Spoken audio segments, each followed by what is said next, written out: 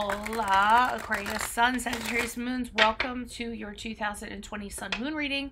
When you view it is when you're meant to see it. It does not matter the time of year. And I'm doing these in order of requests in the comments. So while you're waiting for your requests to go up, go check out your 2019 Sun Moon readings in my playlist.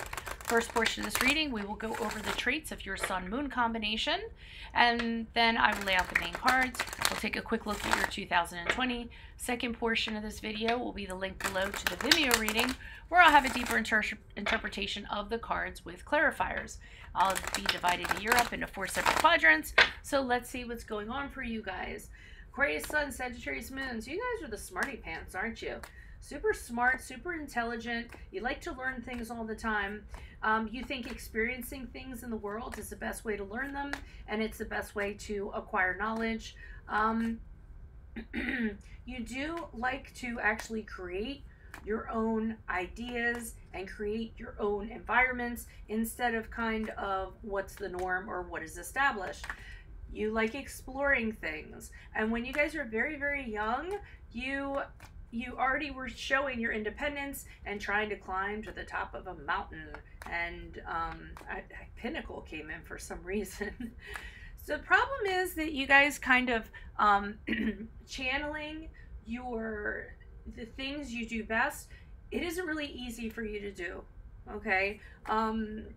It's hard to have a focus in that way. It's hard for you to focus in just one thing in one direction because, you know, you guys have the energy to be like all over the place and want to explore everything.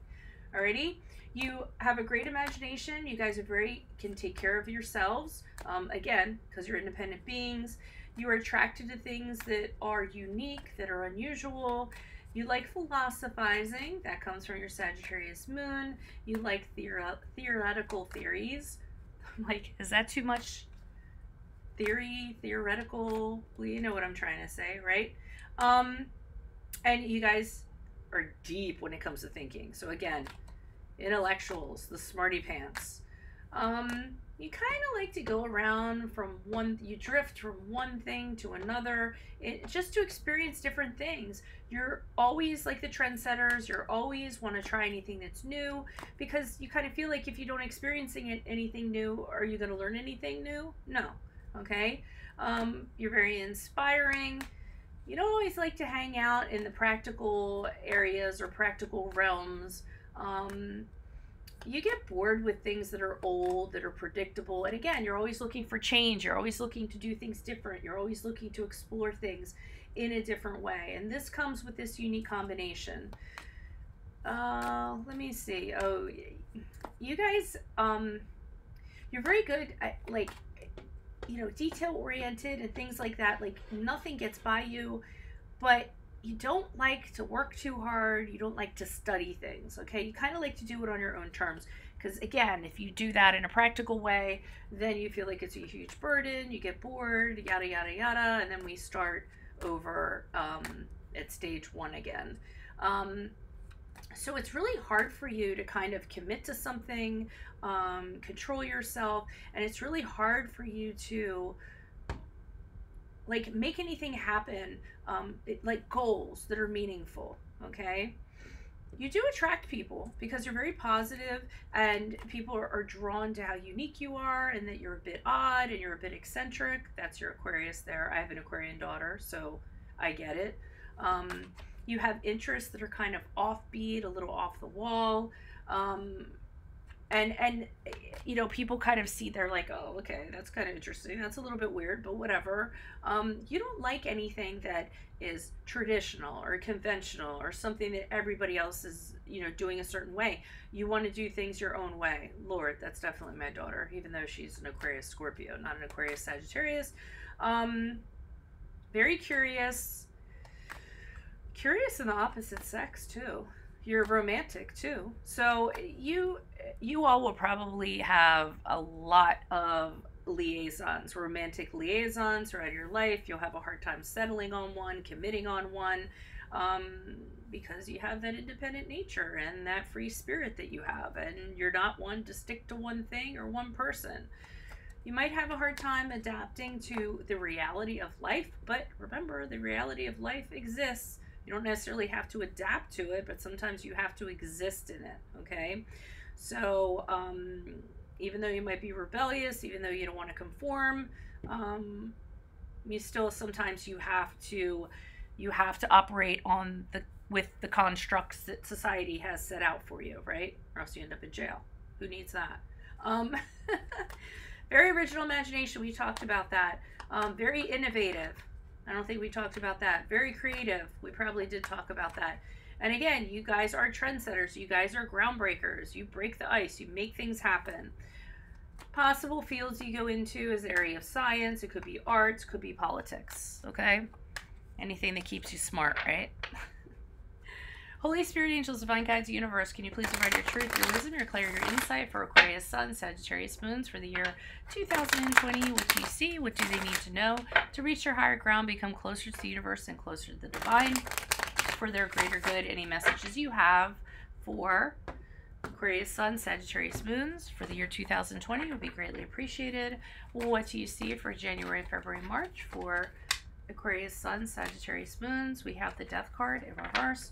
What do you see for Aquarius Sun, Sagittarius Moons for April, May, June? We have the Seven of Swords in the upright. What do you see for July, August, September?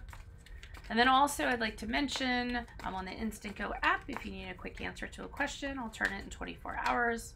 Currently it's $4.98. That might change. But at the time of this reading, it's $4.98. The Star card in reverse for July, August, September. Then I'm on Facebook. I'm on Insta. And then if you could like, share, subscribe in support of these videos, then it'll make it seem worthwhile that I do them, right? October, November, December, holiday time, we have the Queen of Swords. And of course, if this resonates, consider a personal reading. You'll find my email on this page. Just send me an email and we can go ahead and figure that out. So I see all over, I'm seeing that it's going to be a very hectic year, but I'm seeing at the end, you're going to learn a lot and you're going to have a lot of clarity from it. Okay, so that's kind of the overall kind of thing that I'm getting here. Start off the Death card in the upright, January, February, March. It is in reverse. It is the card of Scorpio, if that resonates. And what I'm getting from this is you're having a really hard time kind of letting go of something that you should let go of. Probably are staying in it longer than you really should have. It's weird because you guys are changeable creatures, so I don't understand why you're staying in something that has like no good all over it. It could be that something ended and you're just not accepting that it ended. I could see, a stubbornness in regards to that, but you don't want to let go of it, whatever it is. And we'll find out in the Vimeo portion what that might be about when I pull clarifiers. As you go into April, May, June, shady person in your midst. So you could be dealing with somebody who's just shady, the Thief card, betraying you, doing something shady, cutting corners, finding the easy way out of things. It's somebody who could be cheating, someone who's sneaking around. For some of you, could be getting a divorce in April, May, June. And if this is not a person, it could be you doing this, cheating, sneaking around, or finding, hidden ways to kind of do things and not getting caught. Whoever this person is, they're not getting caught for what they're doing, okay? So that's what I'm feeling from that. Then we move into July, August, September. I don't know if it's because of what's going on here, and this is the card of Aquarius, so this is your sun, but you're starting to lose hope. You're starting to get a little down. You're feeling like everything is against you, and you're getting depressed, and you're feeling like you just can't overcome challenge after challenge after challenge that's kind of being thrown at you. And in fact, you don't even want to. You're not even inspired to want to. So you're losing hope. You're losing faith. You don't want to get too down in the dumps during the period of July, August, September, because depression can be a very real thing and can suck you in sometimes without you even knowing that you're getting sucked in. And then this is where I was talking about that I think you go through all this for a reason, because we have the Queen of Swords here. And this is where I feel like you kind of say, you know what, I'm done. I need to look at stuff. I need to survey my life. I need to look at the whole year, everything that went on, and I need to be wise going forward. And I need to step outside of the box and advise myself like I would advise a friend. And I need to think with a very, very clear and very strong head. and honestly look at my life and kind of see, where do I want to go? What do I want to change? Okay. For some of you, could be getting advice from someone that's going to kind of help you do this. But the Queen of Swords does not put up with any crap. Okay. So I think for some of you, you're also saying, I don't care who's standing in my way. I need to figure out what I'm going to do towards the end of the year because this is not working for me. Okay. So that's good. It's an upswing at the end of the year. So click on the link below and I'll be pulling these clarifiers on it, get deeper interpretation. If you need a personal reading, send me an email. We can make that happen. And I think that's it. I mentioned everything else. So good luck to you all in 2020. Adios from Veronica Garnett. Bye.